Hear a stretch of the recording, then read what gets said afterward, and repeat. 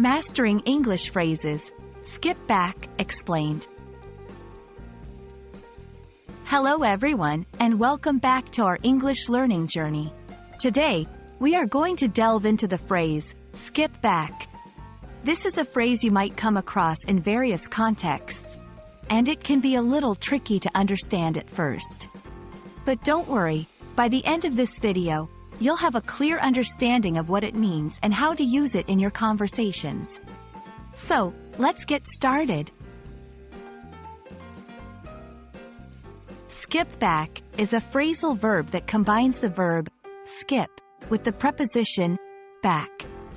Now, when we think of skip, we might imagine someone happily jumping and hopping along. And back usually refers to a direction going towards the back or to a previous position. When we put these two words together, skip back generally means to go back to a previous point or position in a quick manner. It's like jumping back to a part that you might have missed or want to revisit. 2.1 in Media and Technology. In the world of media and technology, skip back is a common term. For example, when you're watching a video or listening to music on your computer or phone, you might see a skip back button. Pressing this button will take you back a few seconds or minutes in the video or song, allowing you to rewatch or re-listen to a part you might have missed. 2.2 in Conversations and Storytelling.